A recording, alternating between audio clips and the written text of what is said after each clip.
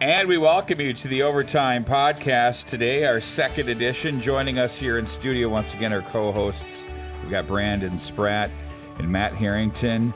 Matt looking sharp, full off of graduation. What with honors from, was it Butler? Bradley University. Oh, sorry. I always do that. So it's not the Bulldogs, right? What's your nickname over there? That'd be the Bradley Braves. The Braves. He did a great job there. He worked with some ESPN stuff, with the college, collegiate stuff, some baseball, hockey, basketball, volleyball, did tons of stuff there. Brandon Spratt, you're in studio too with us as well. I was adding up numbers, and I think the two of you have now combined for 7 to 8 years of work with MN Hockey TV and Youth Sports Plus as the parent company. And the years are starting to stack up, and you're putting on some miles behind the mic. So we've graduated you to the studio. So welcome aboard, gentlemen. Thank you. Appreciate it. In stereo. James. Did you guys rehearse that? That No. was fantastic.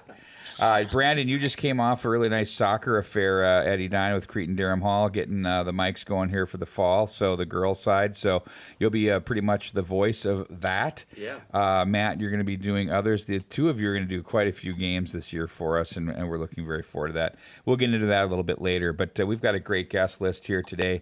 We've got the makers of an absolutely fascinating film to me, Andrew Sherburne and Tommy Haines, who are the makers of Hockeyland, join us today, and we will bring them in here in a second. They're the masterminds of this thing, but let's look at what they've done first. They've produced many things, including this gem, the 2008 Pond Hockey movie that created a narrative of our overstructured youth, which we know is so important. It's been dubbed by ESPN as the greatest hockey film. It's been seen by over 1 million viewers, making impacts there for sure. They had their 2013 film called Gold Fever. That was about invasive mining in an indigenous town in Guatemala. And then 2018, Saving Britain. And or is it Brighton, guys? Sorry. Is it Saving Britain? You got it. Oh, I looked at that twice. Okay, Saving Britain. It was named one of the best movies of the year by Ann Hornaday of the Washington Post. Their films have played in over 80 festivals in 43 countries around the globe. And these guys have done a ton of work, and they came up with this, what I think, gem. If you watch the trailer, it looks absolutely terrific because it's here, it's now.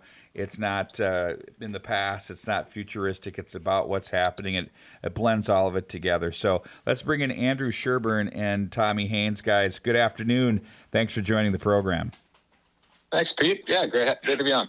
So, our pleasure. Let's just get right into this whole situation. And I want to start with you guys first.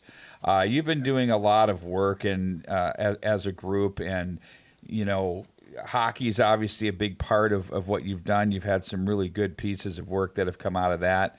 And then, when you put together your company, you've done some really great films. What drives you guys to decide what you want your next project to be, and what's the decision-making process there?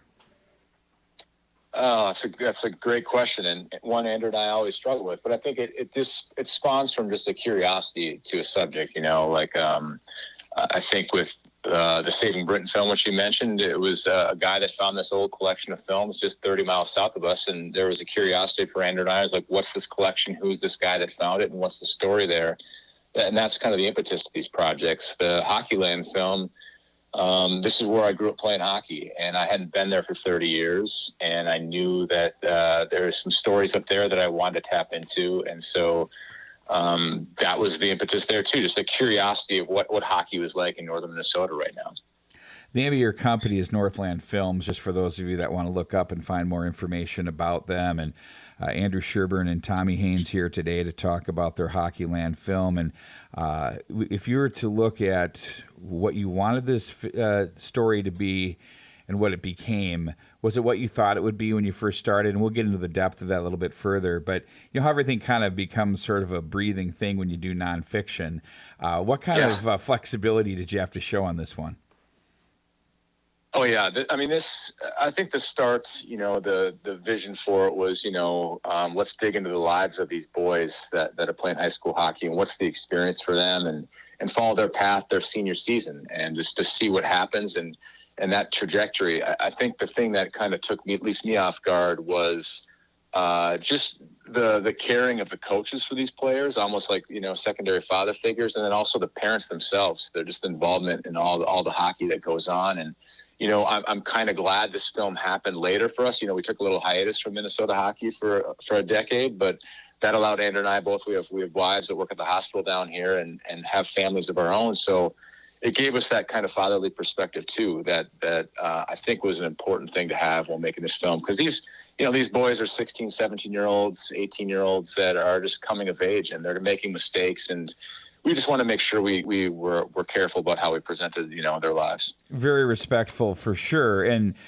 when you look at the fatherly figures of these coaches, you look at Pat Andrews, he's not an old guy, right? So when you realize, though, that he can do that with this young of a group, it really puts things in perspective. And you think back to when, you were probably younger and playing.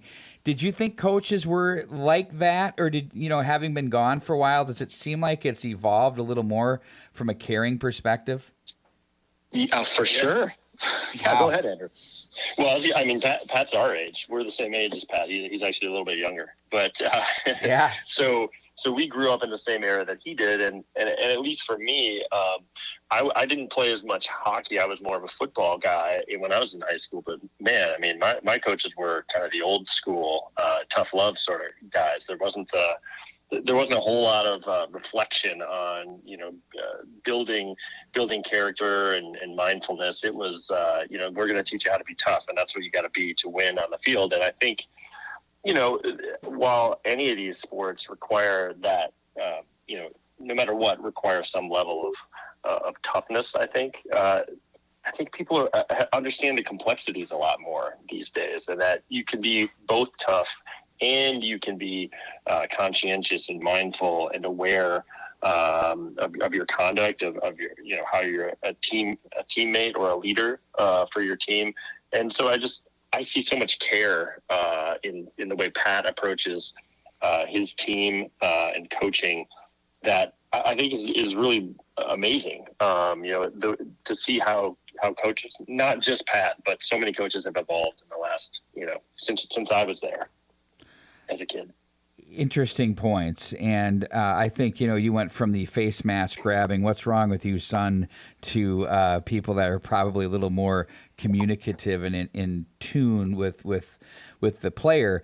And, I've always said there's the playing customer and the paying customer. And if you take care of the paying customer, mom and dad are usually pretty happy. And part of that comes with the emotional being of the athlete, too. And when you start talking about emotions and what this is all about, yeah, everybody wants to go to the state tournament, right? I mean, it's the big show and the big dance. But I think the thing that's really interesting is you're going to lose. Every team's going to lose their last game except for the third place winner and the championship winner of the actual state tournament. So at some point, every team except for really one, but maybe two, sit around a room as seniors and stare at each other and say, man, we've been doing this since we were in kindergarten, and we've done a lot of other stuff, but this is over, and you can feel the finality. Were you guys able to get inside on any of that with these two teams? And even when you do win, before I finish the question, which is going on forever here, even when you do win, it's over too. I mean, so either way, it's emotional. Were you able to feel that at all? Oh yeah, I mean, when you watch the film, I mean, that's definitely the climax of the movie. These last games for these seniors, but on both the Evelyn side and the Hermantown side, and that was something we were after from the start. You're saying, what's the impetus of this film, and part of that was, us Andrew and I meeting Neil Broughton back in 2007 when we were filming Pond Hockey, and he, this guy's got accolades more than anyone in Minnesota, basically, with a Miracle on Ice gold medal, and he won a Stanley Cup, he won the Hobie Baker and a Natty championship with the Gophers, and so he kept referring to these days with Roseau and playing in the state tournament and losing to Edina there, and just realizing that era for him was coming to an end, and all these boys that he grew up playing 4 or 5 years old with was this was the end of it. And just taking that long ride back to Roseau with these kids, and all of them just bawling their eyes out because they knew that there was an end of a chapter for them all. So that's something we were, from the start of this film, like, we need to make sure we're capturing that, and I think we did. That's so powerful, as you say, from a national championship to a gold medal to a Stanley Cup, all of that, I bet you he would turn all of that in. Heaven forbid USA Hockey people are jumping down my throat now. But he would turn all of that in for a state championship with his boys. And maybe not the Miracle on Ice, but yeah, you're right. I mean, it's high up there, right? I mean, that's special. But I mean, you hear these guys come back all the time that have been in the show and do the things that they do and say, it's really still, we feel like we left something on the table, or really it became about that. So when you're waiting for the perfect story for this to happen, and you saw that Eveleth. And I love the story about the Iron Range because, let's be honest, that's where hockey was birthed. And especially here in Minnesota, it's where all of it is. It's just enshrined. You've got the Hockey Hall of Fame. The hip is the hip, all of the above. You take Eveleth, which became Eveleth Gilbert, right? And now you're going to merge them with Virginia Mountain Iron Buell, which is a major rival of theirs. That's like taking Edina and Tonka in the Twin Cities and saying, you guys are a club. Oh, whose jersey are you going to wear? So for those kids, that was the last Eveleth hockey team. And so there had to be a lot of extra meaning to that, too. Did they touch on that at all? Oh, for sure. Yeah. I mean, this is, like you said, this is the place where the U.S. Hockey Hall of Fame is. John Mayasich, won, I think, 4 state titles in a row while he was there. Willard Eichler was on that team. That then Eichler goes down to Edina and starts coaching that whole series of state championships, right? So a lot of it just kind of webs out from Eveleth, Minnesota, and it's hard to ignore it. You walk into the building, there's the John Mariucci and Mayasich and Matchifs and Pavlich and all these guys up in the lobby, and then you walk into the actual hip itself with the banners hanging everywhere. It's constantly present there, just the history of that place. And so, that's something we want to make sure we tapped into a little bit with the filmmaking, but also it's just hard to ignore. It's very, very present up there. Well, I think one of the things you guys mentioned in your press materials were that there's not been a gold medal won that didn't have a player that came from Eveleth in USA Hockey. That's incredible when you think about it in that perspective. That is, wow. So then you merge that with the big bad wolf over at Hermantown. I mean, they're not just to Section 7 in that area. I mean, they are to Class A hockey. Everybody's like, wanting them to jump, and I don't care about that. But they have a definite big boy mentality to Class A hockey and the region. So can you compare and contrast what you guys learned from those two programs? Yeah, go ahead, Andrew. Let's jump in, but I got plenty to say there for sure. Well, I think, going into the project, I think like a lot of other people, what you see on the surface is, a little bit hyperbole, right? I mean, we don't, as casual viewers, you don't always understand everything that goes into this project. So you have these kind of stereotypical views of the programs. And, Hermantown, definitely big bad bears in some ways, although not with a bear on their sweater. But, looking at them, I think people think, they've got the advantage. They've got every, fortune. They should be winning. And a lot of people, have some problems with that. We wanted to look at, what really goes on in that program and what commonalities might they have between the two programs that maybe aren't as obvious on the surface. And I think what you find is that it's two communities that really love their programs, take care of their players, show up. And so there's a lot more in common than people might think. And I think, I'd just like to add, Pete, quick, just, it's, back in the day, there was only one class, right? There was, when Warroad won championships, that was just one class for some of those championships for Warroad. So until it split just, a couple decades ago. So now people are like, every time there's a team that's coming on as a dynasty, like St. Thomas Academy did, and programs before that, like they keep wanting to move up to AA. But as far as we see from a statistical thing, like they only have 700 kids in the school, whereas I think you need 1,300 to be in AA. So if we just start doing the math, like they're actually well within the rules of Class A. They're a boy and girl school. They're not just a private school that can recruit and have just boys there. So we all, and some of that's just us learning this as we're there, because I think the first impressions for us was like, these are the Goliath versus David here in the fight, and they have all the advantages in the world, but you start to just get the humanity of that the more you learn about them and their players. And that's what happened to us, because it really, the film that you see plays out that same way, where you see Pat so intense and you're kind of rooting for Evelyn and these underdogs at first. But I hope the audience at the end of the movie just gets to more like, this is just the experience of high school hockey in Minnesota through these 4 boys that we follow. And this is their experience, more so than like really pitting the 2 schools against each other. That's the cool part, the human element of the people.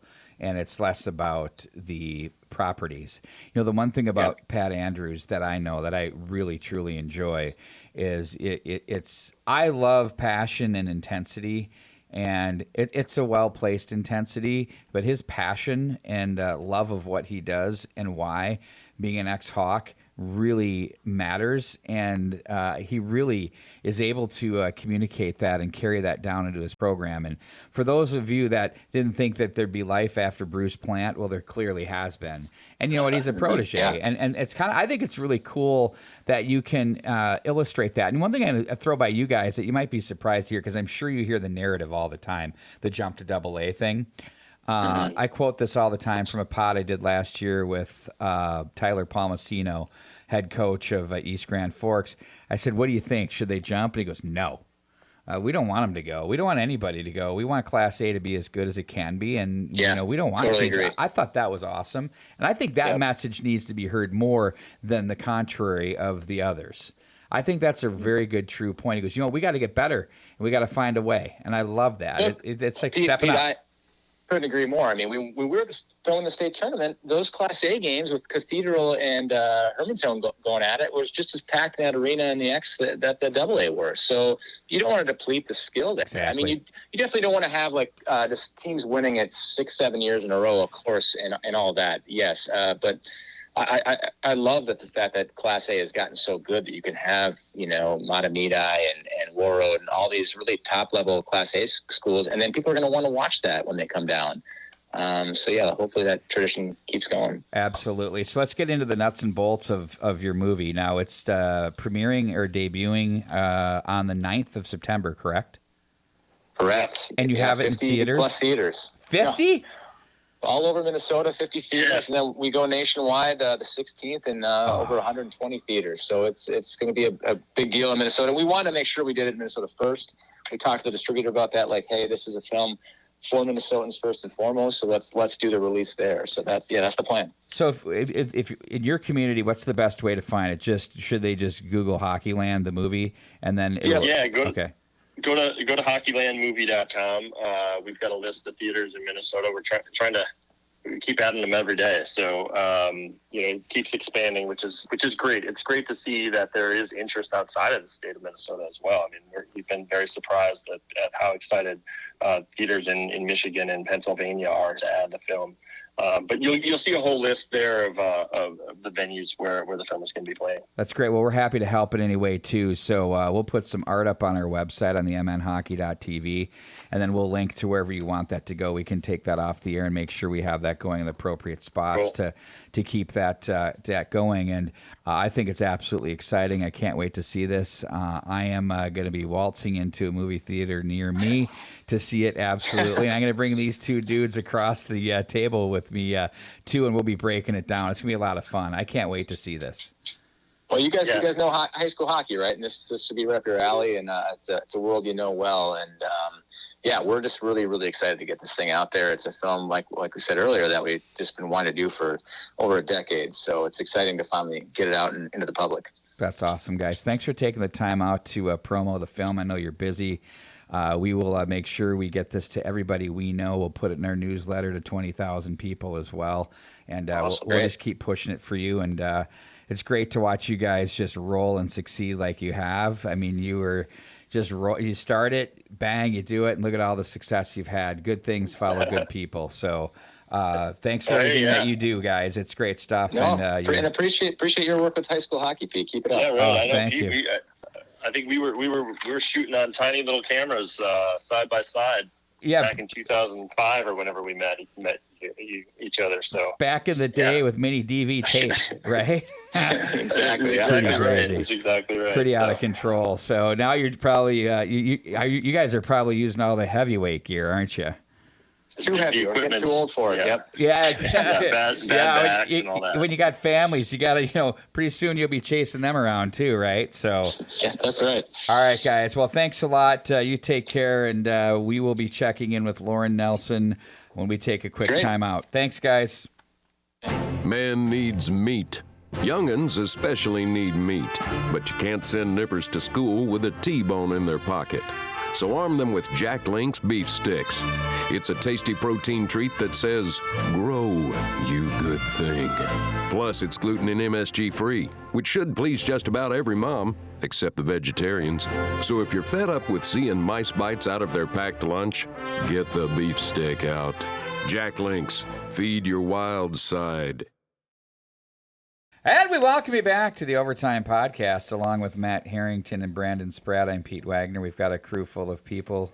Glenn Gray is running the controls with these cameras, actually with this really impressive backdrop. How about this for the website? Splash page new. Looks great. Are you guys good with it? I love it. Absolutely. I mean, if you Big approve, fan. I approve. Okay. It looks so good. And, I kind of like the tiered button approach down there. Basically, we've got the Inside the Bubble logo right there. We've got the Overtime Podcast, and, of course, the Care 11 Game of the Week. 13 boys, 13 girls games, 26 total. That will be available to all of you live and free on YouTube. Don't get used to free, because we here at MN Hockey TV got to pay the bills. We've got a really, really huge pay-per-view package coming up for everybody with lots of play-by-play services. We're going to be very busy calling games, and we'd like to remind you that we are coming to you live from the Meta Sports League studios here in lovely Edina, Minnesota. I welcome you two into Cakeville, Cake Town. I'm very happy to have you here. And did you know my very first cable TV production with Paragon Cable, when we do public access, we made up call letters. We had the mic stand, the sticks, KAKE. Wow. Nice. The Station of Champions. Appropriate. Actually, that's BEC TV.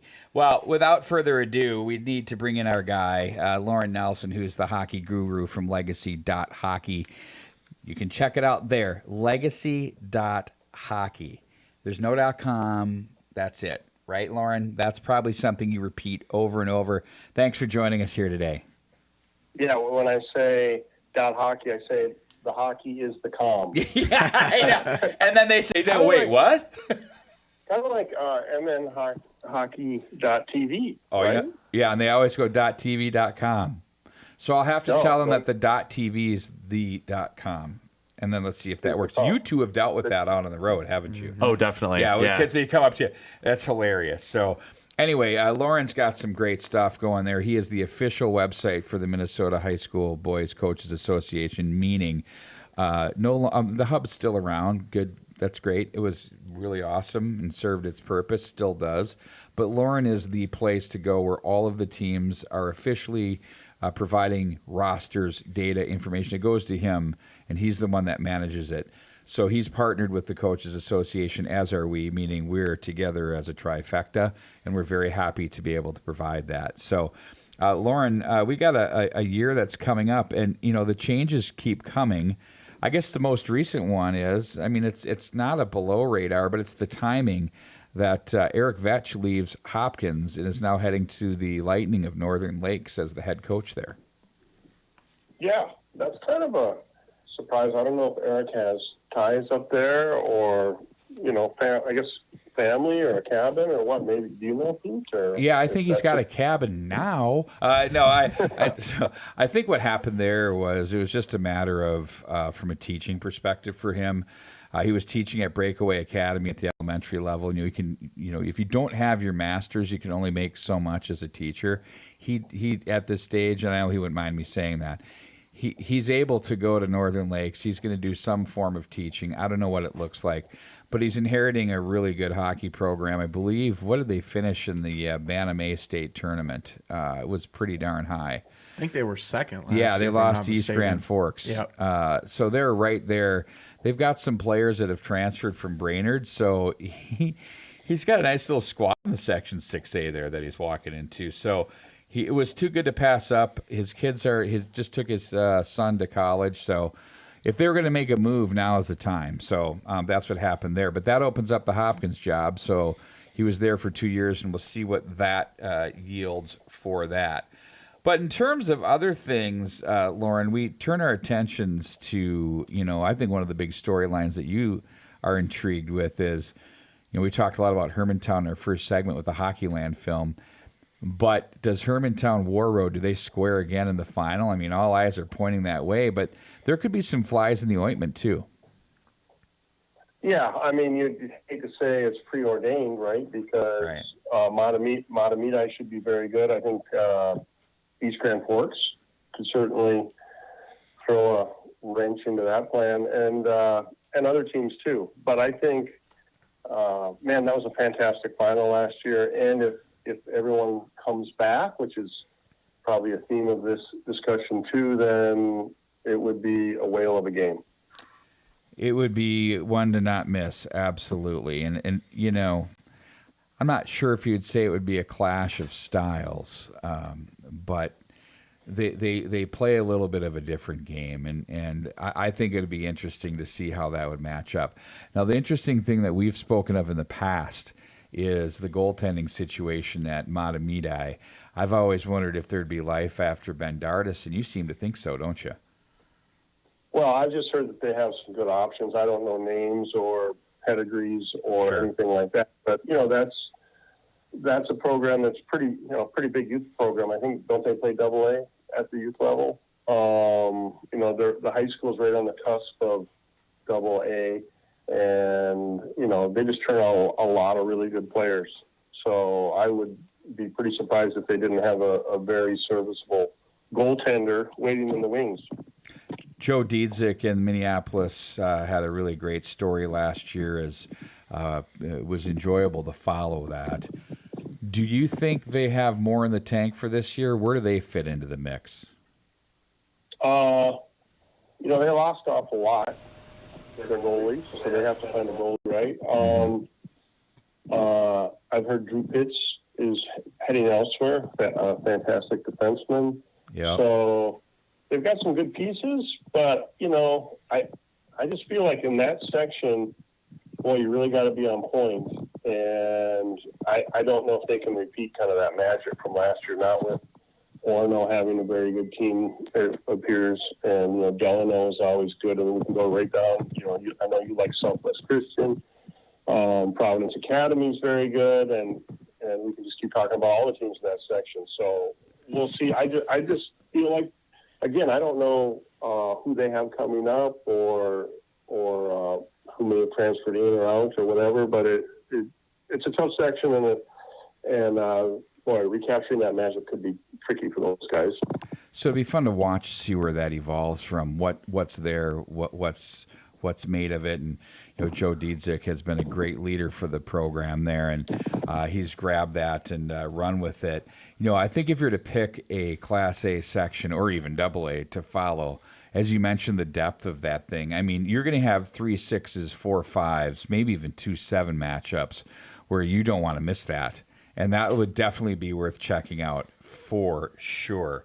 Let's jump over to the Class AA. I mean, there's lots of questions there. I mean, and this is the theme that you mentioned, you kind of alluded to a moment ago. Who's going to be here? Who's not? Are they staying? Are they doing first and last? But are they really doing first and last? That kind of stuff. You get yourself drilled into Andover. Do they, they lost the goaltender. Now, are they going to fill that need? Maple Grove, do they slide in above them? So if you were to pick your top 5 Class AA schools based off what what would they be? Last time you asked me this, so we've talked about this before, I said if you asked me now, I would give you 5, and if you asked me in 10 minutes, I might give you a completely different 5. And that's about how it's been going for me. So I have been shuffling teams around in my top 15 about every hour, probably. Mm-hmm. Fair enough. I'm gonna assume folks are coming back. So under I like how do you say it? I say before and after. You say, what do you say for the USHL? You say First and last. First and last. First and last. Yeah. I've never heard first and last. Yeah, before. first and last. First 10, last 10 is what I always say. Yeah, Okay. Before and after, first and last. That's new to me. Okay. Okay. Well, so I'm going to stick with before and after. So Sounds good. Because I get confused with first and last. There's a lot of kids who presumably are going to do before and after in the USHL. I mean, these are the kind of players who are obviously game changers and huge difference makers, right? So, but then there's a possibility things go well at the USHL level and they're getting a lot of power play time or whatever, and then they decide to stay. So we've seen that before too. So who knows what's going to happen? But assuming everyone comes back, I guess in no particular order, Lakeville South. I might be the only one, but I'm on the Lakeville South bandwagon. They have so many really good players coming back. I like them a lot, and Ken Ludke's key to that whole situation. Rogers is going to be really, really good. Also, maybe a little bit of a under the radar team. Andover, if everyone comes back, very good. But don't St. Margaret's. I'm going to throw them in the top 5, and it's kind of between Maple Grove and Minnetonka. Let's put Maple Grove up there. That's pretty much what I've got in there, and I do like the Red Knight call. Their sophomore class was so good. They're all back, and then they've got some incredible talent coming in, provided they live up to expectations. There are times, let's be honest, we hear about transfers or someone that's coming in as a freshman. And there aren't a lot of freshmen, you guys, that really make a huge impact right away. And sometimes it takes 2 to 3 years before you really see it. So you can fall in love with names that might have been terrific in Pee-wees and Bantams, but maybe they don't really flesh out to be as good as you thought they were in high school, or it takes a little bit longer.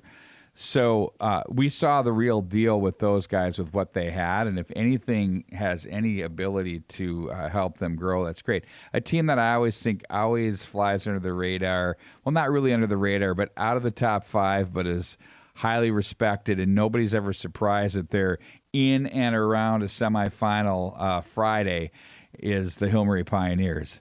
They never seem to run out of talent, do they? Well, here's another 5. You could go Hill Murray, Edina, Wayzata, Yep, Moorhead, and then Maple Grove or Minnetonka, whichever one wasn't in the first 5. So, because those programs, these are all kind of like legacy programs where they're good every year. Edina's good every year. I mean, does Edina ever really? I can only think of maybe one year where you'd say, that was kind of surprisingly not good. Same with Hill Murray. They've had a couple down years in the last, 20 years maybe? Wayzata's going to be good every year. Moorhead's really building towards something. So, I mean, you could say this is the most wide open it's ever been, but I think people were saying that last year. So you can't really say that every year. And Cretin, Durham Hall returns a lot of their guys too. So Matt Harrington is just all smiles. He was absolutely livid when you mentioned the Hornets, and then when you brought up Cretin Durham Hall, he just lost it here. So it's tricky. We won't really know we'll know a better pecking order maybe once school starts, and we'll see who's where, and then obviously when practices start is another kind of key date, because then we see who's actually on the ice and who isn't. Yeah, it's really hard to say. Do you guys have anybody we're missing in there, sleepers or anything that stands out to you, Matt? Yeah, Loren, I was going to ask you about a team, and Pete, you can jump in here too, because I know you were pretty high on them last year. The Chanhassen Storm. Ooh. I think they only lost 6 games last year. Loren, where do you see them fitting into the mix this year? Yeah, they're right outside the top 10 probably. I just was it yesterday? I sat down with 4 of their guys, their captains, and took some photos. We're going to put a story in the breakdown preseason book. So obviously we're very high on them. The thing about them is they don't really have Gavin Eulenkamp is maybe their superstar player, but he's just he's one of many really good players on that team, and they have tons of depth. I think last year they played 7 defensemen. I think all but maybe one of them returned. 3 good lines. They can play with anybody. They won 17 games last year. They lost 6. 3 of the losses were to Chaska. Can you buy like a goal or two? Like, go either way. Oh, yeah, they're all super close, including the section, first round of the section playoffs. Chanhassen has never won a playoff game. Wow. Believe it or not. Well, they've only been around. They're on the cusp. Been around like 12 years. So yeah, a playoff win would be huge for them, but they have bigger aspirations this year. They've got a great group of kids. I think they're good kids and great players, and I'd love to see them make some noise in that section. Absolutely. We're speaking with Loren Nelson from Legacy.Hockey in studio. This is the Meta Sports League studios from the Overtime Podcast. Matt Harrington, Brandon Spratt, yours truly, Pete Waggoner, Loren Nelson on the line. And, you bring up a really good point as far as they've got bigger aspirations past those 12 years. I mean, it's hard to break through, and once you do, you can start getting yourself a little semblance of consistency. But I think the one thing that you say about that team that stands out to me is that they have depth and balance. They have balance offensively and defensively, and they attack the game in a very responsible way. And they're coached so well. Sean Bloomfield does an incredible job with them. So they were my sleeper team, Matt, and I definitely like where they're at. What do you have for Loren, Brandon? Yeah, Loren actually kind of alluded to my sleeper team a little bit. We'll keep it in the Southwest Metro. I'm looking for Chaska to keep making some noise. They made it to their first section final last year. I think I like what Matt Cook is building. I know they're going to have some key losses as well, but I think the power is definitely rising between that Chaska-Chan group, and we're only going to see both those programs do great things over the next several years. And what, Dave Spihar is on the staff now too? Yeah, they added Dave Spihar, the legend. I asked Matt, I said, do you even know how, and obviously Matt knows, he's been in Minnesota long enough. He knows who Dave Spihar is. But I said, do you even know how big of a legend Dave Spihar is in Minnesota hockey? And he's like, yeah, I think I've got a pretty good handle on that. So, but obviously he's not, doesn't put him on his staff because of his legend status. It's because he's a good coach and knows how to work with kids. So, but Chaska's an interesting one because another one, like I said, it was going to be the theme of the discussion. Who all is staying and who's leaving among that group? I know both goalies are gone, and that's going to hurt. And Renzel, from what I've been told, is most likely gone. Maybe you guys know that's a fact. Again, these guys can change their mind at any time, have the right to do so. So, and others from that group are going to be playing juniors before and maybe the whole season. So hard to say. Chaska could be a top 10 team. They could be down in the lower teens, depending on kind of who's there for the first day of practice. It just kind of it does depend. A team that I'm very intrigued with is going to be the Eden Prairie Eagles. Mike Twiller takes over as head coach. He's an incredible athlete. He was one of the better tennis players you'll ever see here in the state of Minnesota, not to mention great hockey players. I think he played the state tournament in 1988 on that state championship team with the Hornets with a separated shoulder, basically dangling off to his left, and was a difference maker out there. And I don't think he'd ever ask any of his guys to do anything that he wouldn't have done, and he's done some pretty impressive things that way. But Teddy Townsend to me, and I've brought him up to you before, Loren, I just think he's a different type of player. I love guys that make those around them better, and he does so, and he does so in a real high hockey IQ perspective. And I'm going to be really curious to see how he does this year he was in a leadership role as a sophomore offensively, but I think he's going to be looked to as a bigger leader this year. And I wouldn't sleep on that team is what I'm saying. No, I've heard other people bring up Eden Prairie. I don't know a lot about did the Eden Prairie, did they play Moorhead for the Bantam state title, Bantam AA state title? Is that right? I believe so. Yes. I think they were. I could be wrong on that, but so obviously they've got good young talent coming in too, but yeah, a lot of people really like Eden Prairie. They're always good. I mean, that's another kind of, they're in that Edina Phil Murray, Wyzetta mold where they're going to be good every year, and they have been. So why would this year be any different? Sure, they've had a coaching change, and they've lost some good players, but that, I don't see how that's really going to drop that. I've got them like in the top 15 for sure. Teddy Townsend is one of those superstar players, Pete, that really can elevate a team, depending on, and like what you're saying, not just because they're great players, but maybe how they handle the other guys in the locker room, or what they're doing off the ice as an example, the work ethic they have and the work they're putting in. So who knows how far he could help push Eden Prairie. He's got a really high compete level, no question. One of the teams in the southeastern part of the state that I'm very intrigued with is Rochester Mayo. The Spartans have been discussed to be a team that could push through and be somebody other than Lakeville North, Lakeville South, or Hastings to play in the Section 1AA final in the past recent history. I'm very curious. I'm looking forward to seeing what they have to offer. But all reports are they got a nice hockey club there.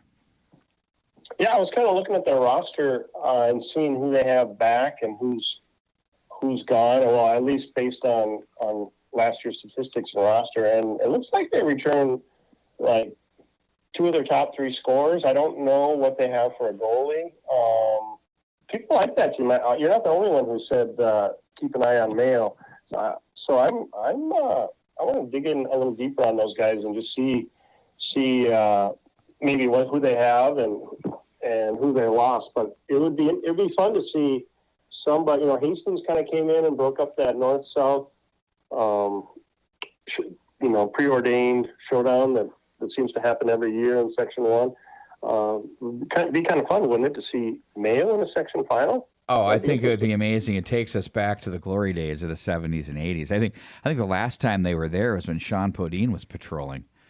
I mean, we're going circa 88, 89, maybe 88, something Loren like that. Grosso behind the bench? Absolutely, picking up just yet another win, right?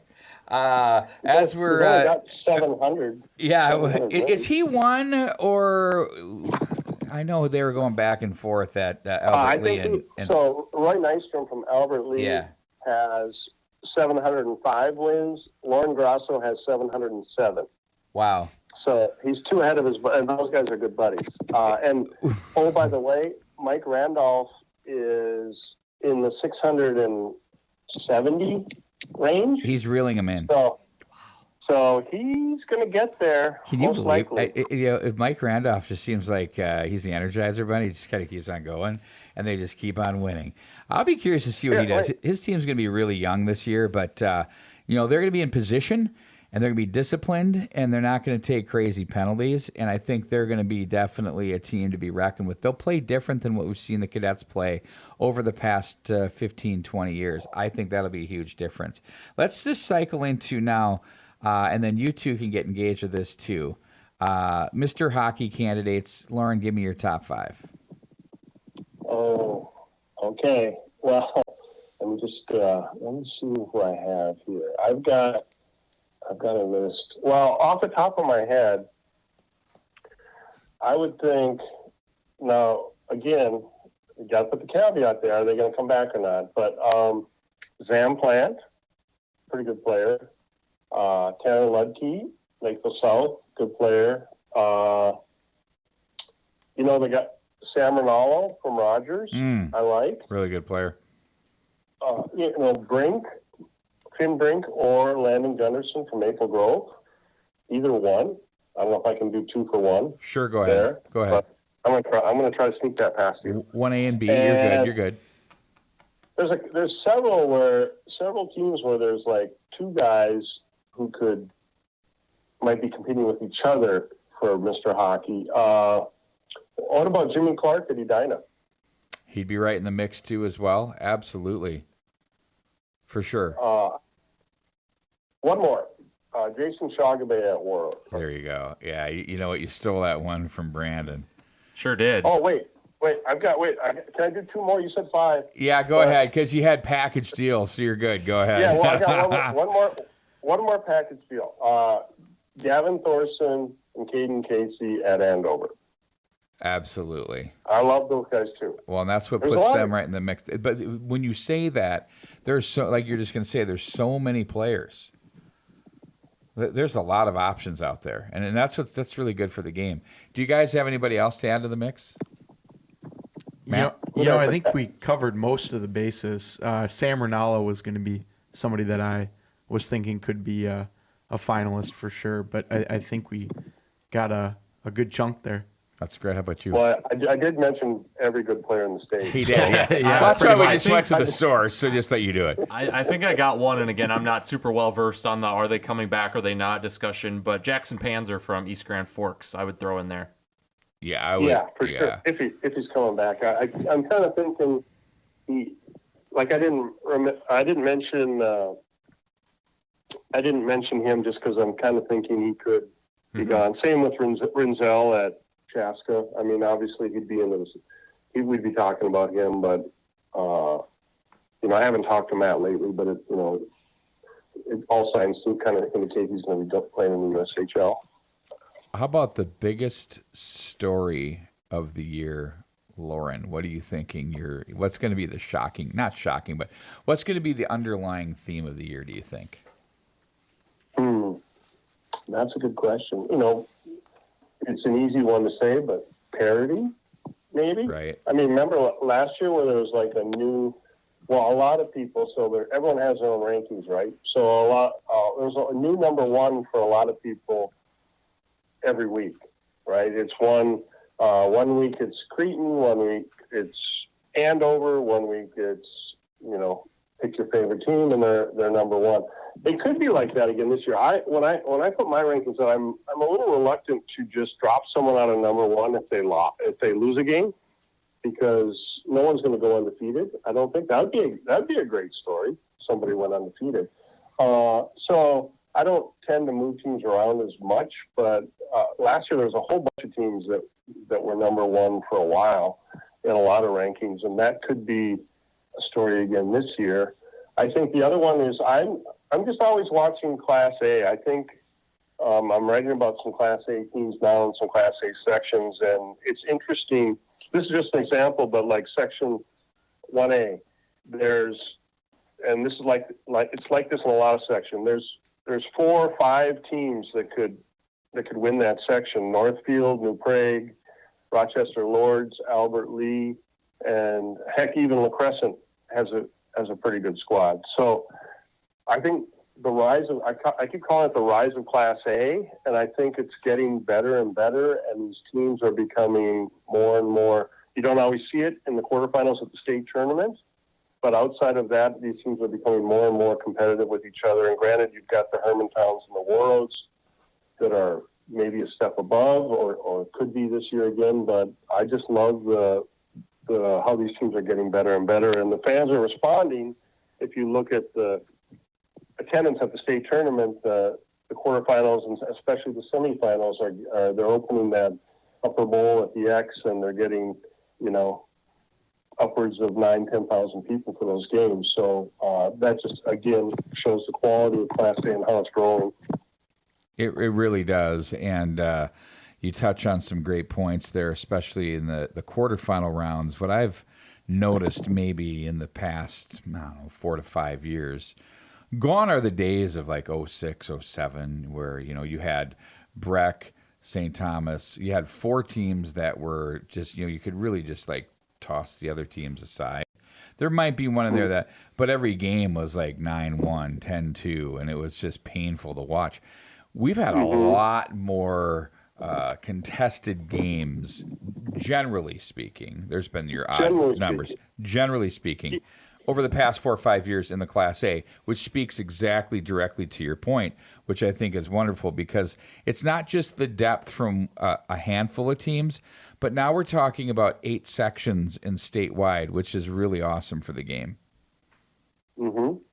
Yeah, I think we're still going to see those blowouts in the quarterfinals. That's still going to happen, but I think if you looked at it over time, they're becoming slightly less predominant. So you're getting better. Pete, you and I talked about this when the Moose Monticello made made their big run.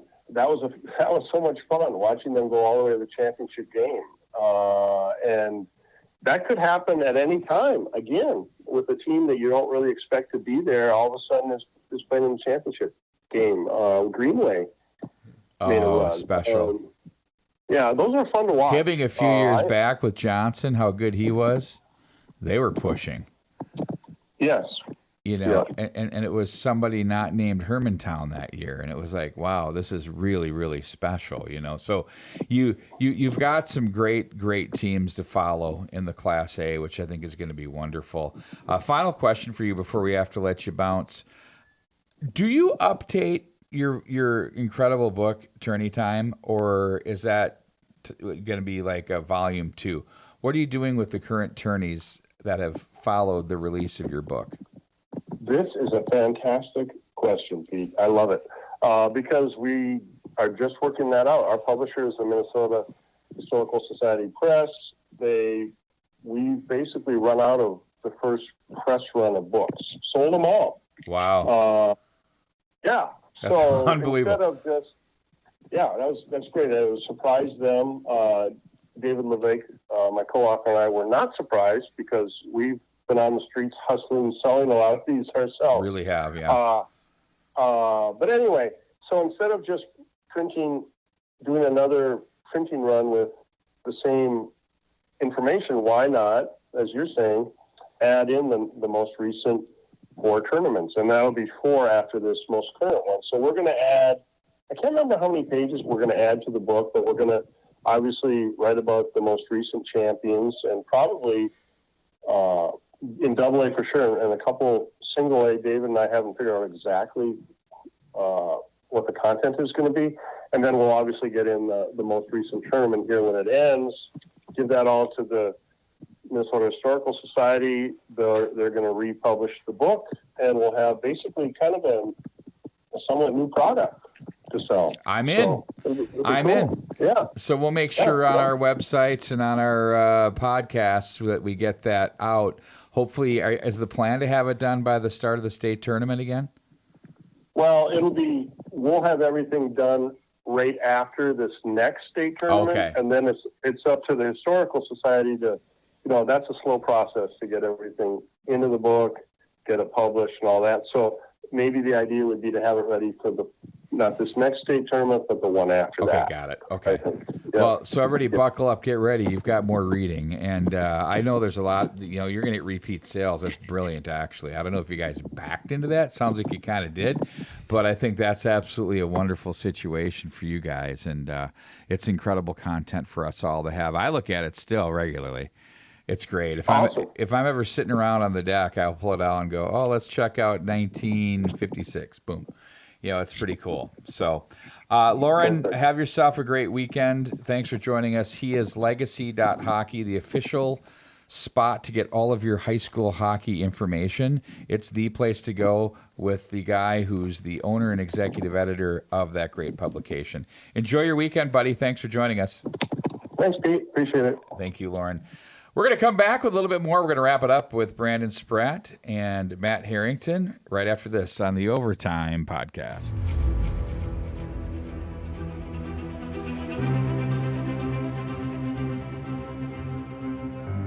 What if there was a place where everything was hockey?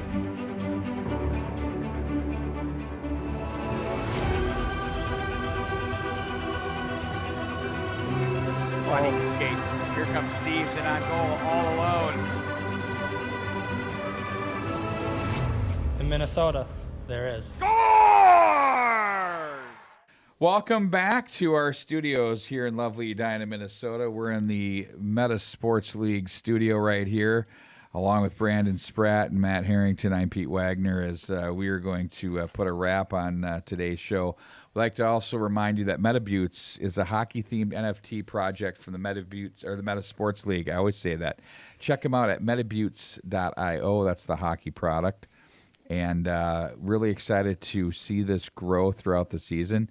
There will be a very effective presentation of their product will be found here that all of our viewers, young and old, can take advantage of. That I think will be really good. Also, don't forget about Jack Link steak strips. So thick, and so tender, they deserve their own slow jam. Like, you don't think I don't want, like, I'm Activation. yeah. Product. Oh, you know what? We got the original, which is my personal favorite. Okay. Don't flavor. I just get me the jerky. Okay. We've got the teriyaki. I'm in on product. the teriyaki. I so. mean, like, phenomenal. But you know what's funny is with some of these, okay, so here's the original. Here's the terry. If you let them warm up in the car a little bit, I mean, it's actually nice and soft. on point. Yeah. On point. 100%. We got a couple more items for you here. Jeff Carlson, of course, brought these to us. How about this? The beef stick and cheese. So when you do these, do you do them out of the pack like this, or do you just pull them out and go side by side, or what do you Out do? of the pack, yeah. I haven't had the beef stick and cheese, but I'm Open gonna it have up. to dig into that. You're gonna do it on air. I'll open it up. This won't end well. I won't do that because you guys don't need to hear this guy chomping. But yeah, just go after it. I will. I want Okay. you to eat that. This is called product placement. Yes. That's how we do it here. How about a terrific show today, though? I thoroughly enjoyed learning about the Hockeyland film. I think it's a terrific idea. Hopefully we can get some excitement too on that, right? I mean, why not? Yeah, That's absolutely. They sound like great filmmakers. I really love that they were just emphasizing sort of the human interest and the human nature side of these kids and the game itself. It just sounds like a terrific project. Well, and it's coming from the right spot too, 100%. No question. Also, coverage presented by the Prospect Exchange, TPE.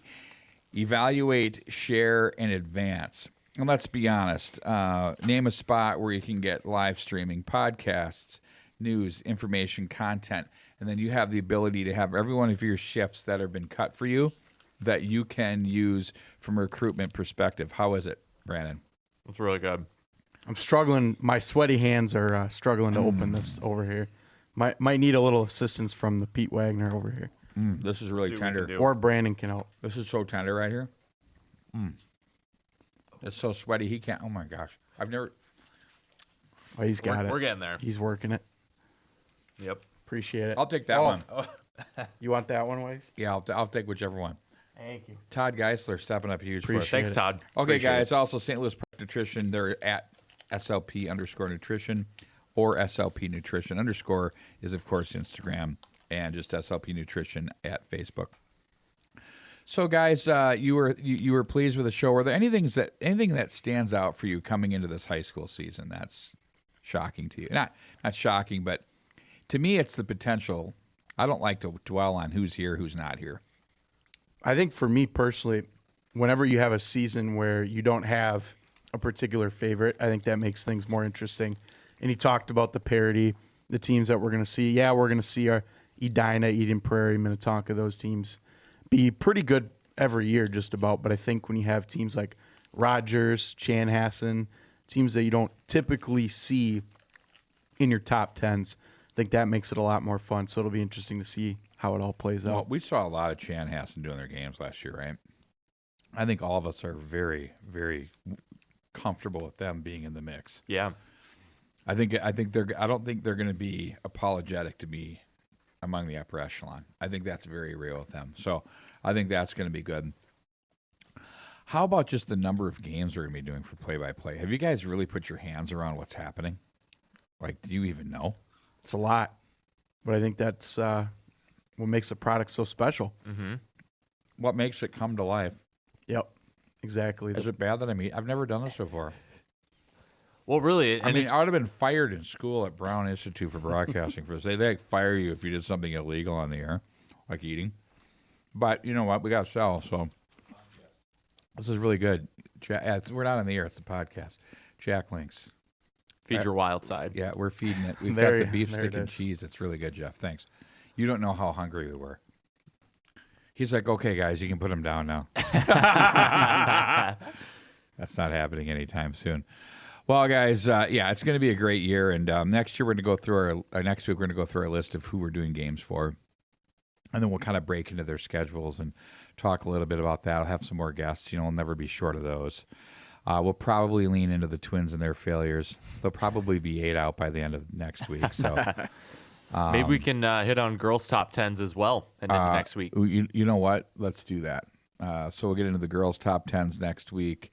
we'll take a look at who the Ms. Hockey finalists could be, maybe some goaltenders of the year as well. Well, and you know what I like about that too is you can have more of a discussion about that on the girls' side because there isn't this: are they staying? Are they going? You know who's going to be. You know who's going to be here. It's a lot easier to forecast what the rosters could look like. 100%.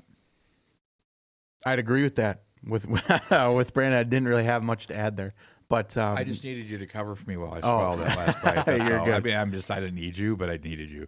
I think in AA, I think we're going to see more of the same. Yuri Dyna. Andover is, of course, big girls' power these days. Tonka. Andover might run the table this year. Tonka's going to be a problem. They are, but I'm just saying. I think I'm just going to throw that as a little foreshadowing. I think it might be Tonka's year. You think so? Could be. If not this year, it's not going to happen. They made it to turn that on so when we close it out, we look good. Yeah. Okay. I definitely think that. Well, guys, great show today. Thanks for joining us here in studio. Obviously, we'll get you guys more engaged as we go on, but we had some highfalutin guests where we just kind of jammed in on it. But glad to see you two comfortable behind the microphones, and we get show number 2 in the books. Absolutely. For our entire crew here at the Overtime Podcast from the Meta Sports League studios, I'm Pete Waggoner. So long, everybody.